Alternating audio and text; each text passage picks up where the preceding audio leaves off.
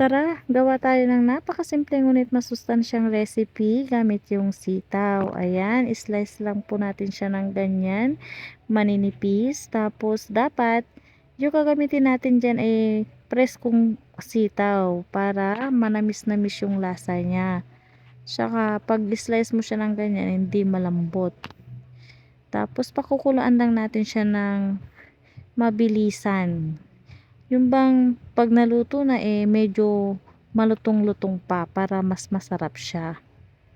Ayan. Konting tubig lang yung nilagay ko. Tapos nung kumulo na siya ng ganyan, hinalo-halo ko lang. And then okay na yan. Ilalagay natin siya sa strainer at i-drain natin yung tubig bago natin siya lagyan ng mga pampalasa. Yan, nagayat ako dyan ng luya at saka sibuyas. Tapos, syempre, hindi mawawala sa akin ang bagoong. Dapat masarap yung gagamitin mong bagoong dyan. And then, lalagyan natin siya ng kalamansi. Tapos, titimplahin natin. Pag okay na yan, kainan na.